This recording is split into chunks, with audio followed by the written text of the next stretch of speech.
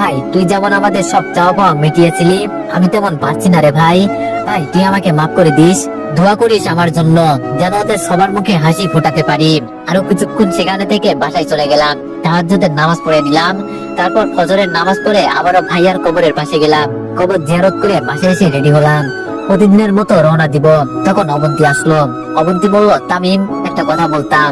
আমি বললাম, বলেন। অবন্তী বলল, বিয়েতে তুমি যেতে পারবে? আমি বললাম, আমি গিয়ে কি করব? আপনার বান্ধবীর বিয়ে, আপনি যান। অবন্তী বলল, আমার অন্য বান্ধবীরা সবাই ওদের হাজবেন্ডকে সাথে নিয়ে যাবে। আমি বললাম, সমস্যা কি, আপনি একা যাবেন? অবন্তী বলল, প্লিজ না করো না। আমি বললাম, আমার কাজ আছে, আপনি নিজেই চলে যাবেন।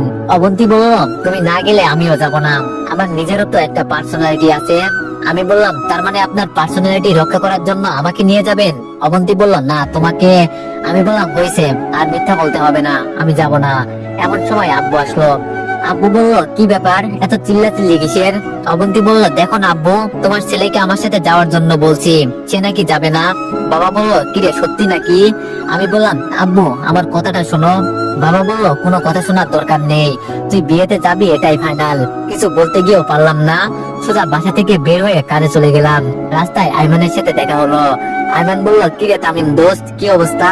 আমি বললাম, আছি, তোর কি খবর? আইমান বলল, সবকিছু ঠিকঠাক, কয়েকদিন পর তো রেজাল্ট দিবে। আমি বললাম, কোন দিন দিবে জানিস? আইমান বলল, মনে হয় 5 তারিখ, তুই জানিস না? আমি বললাম, না, তোর কাছেই শুনলাম, আগের মতো অনলাইনে থাকি না, তেমন কোনো নিউজ জানা নেই। আইমান বলল, আচ্ছা শোন, তোর জন্য একটা সুখবর আছে। আমি বললাম, কি? আইমান বলল, একটা কোম্পানিতে কয়েকজন সুপারভাইজার নিয়োগ দিবে, তোর রেজাল্ট ভালো আসলে তুই আবেদন করিস। আমি বললাম, থ্যাঙ্কস দোস্ত। আইমান বলল, অবন্তী এসেছে? আমি বললাম, এসেছে।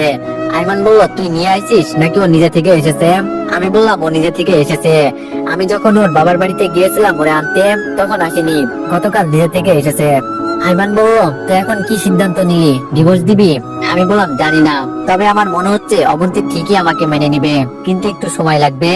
ভাইয়ার স্মৃতি থেকে আমি নিজেই এখনো বের হতে পারিনি, আর অবন্তী এত তাড়াতাড়ি বের হতে না পারাটাই স্বাভাবিক। আইমান বলল, তাহলে তো ভালোই। আমি বললাম, আচ্ছা দোস্ত তুই থাক।